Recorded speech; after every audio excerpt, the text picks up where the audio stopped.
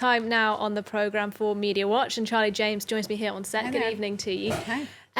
You're going to be starting off then, taking a look at the online reaction to what's our top story today, Emmanuel Macron arriving in Argentina for the G20 summit. But what's been making a lot of reaction online is not really his meeting with the Argentine leader, but quite a different meeting that he had unexpectedly. That's right. So there was a bit of a bungle on timing for Macron's welcome in Argentina. We can see in this video here as the Macrons descend the stairs. They were supposed to be greeted at the bottom by Argentina's Vice President, Gabriel Michetti, but because of a little mix-up, she wasn't there, and instead he was greeted by this airport worker in a yellow vest. Now, this has highly amused the French since, as our viewers know, Macron is currently facing protests from that Gilets jaunes, the yellow vest movement. So French Twitter has been having a field day with this, tweeting lots of pictures. This one seeming to capture Macron was a little bit of a surprise there with the yellow vested security worker there. And Argentines are having fun with this as well. One tweeting, everyone forgot to receive Macron for the G20 summit in Argentina, except this guy at the airport. I love my country. Another user photoshopping that airport worker behind a podium with the words, Monsieur le Président. So a lot of people having fun with this. The Argentine news outlet The Bubble saying, if you've ever felt forgotten or unloved, remember that there weren't any government officials on hand to welcome Macron to Argentina. Now, the vice president did eventually get to the first couple. Here she is. She's in a wheelchair there on the right. And she explained that there was a bit of a mix-up on timing, that they were supposed to give her a signal to go, and it was too late, so she wasn't there until they got to the car. But people on Twitter giving her a little bit of a hard time, saying you had one job, Jenny. Couldn't seem to make it work. I mean, I'm quite a bad time manager myself, so I do feel for her in that scenario. Next to you then, Charlie, you have a story about a different kind of accidental interruption, don't you? This is from the Pope's weekly service. The pontiff, though, wasn't upset about this interruption. That's right. So a 6-year-old little boy broke through security. We can see in this video that we have. He broke through security and went up on the podium during Pope Francis' weekly address at the Vatican.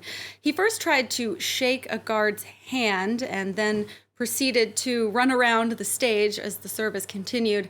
At different points, both his mother and his sister tried to get him to come down from the stage. But Pope Francis took the security breach in stride and told his mother there that the boy was allowed to stay and play. His name is Wenzel Wirth, and his mother told the Pope when she was up there that he is disabled and unable to speak. And the Pope turned this into a teachable moment, telling the crowd that though the little boy can't speak, he knows how to communicate and express himself still. Francis joked that while the boy may be undisciplinedly free, we should all aspire to have such freedom in front of God. And he ended by praying for the boy. A sweet story. It is a touching story. Thank you very much, Charlie. Something very different, as ever, for you now, right at the end.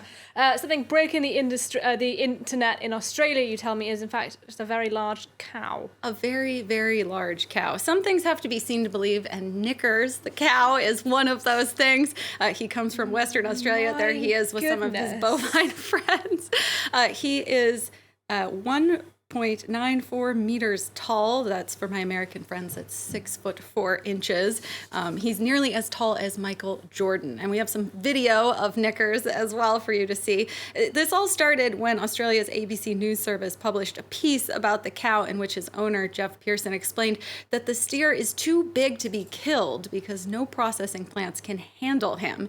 So, in fact, it's his huge size that saved his life, and he'll continue to live out his life on the ranch.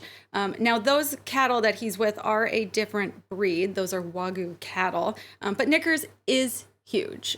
Although he is not the biggest ever. The Guardian produced this graphic for us to get an idea of his size. So we've got the tallest living steer ever there on the left, and then Knickers, along with the tallest ever cow. So you can get a little bit of an idea of how he stacks up with the average humans. As I'm only an average woman myself, I can see that actually Kickers and I, we're not that far off.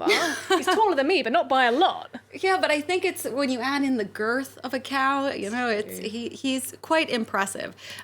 So, of course, the internet has a ton of jokes, bovine jokes about this. I'll spare you too many holy cow jokes, but here's one. It says, guess Knickers raised the stakes, a little play on words there.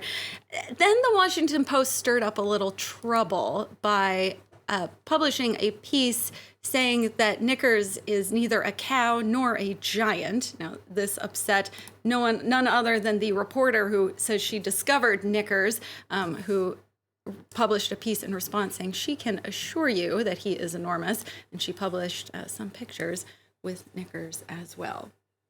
Who knew a cow could be quite so controversial, Charlie? Thank you very much. Charlie James with Media Watch this hour on Live from Paris. It's time now then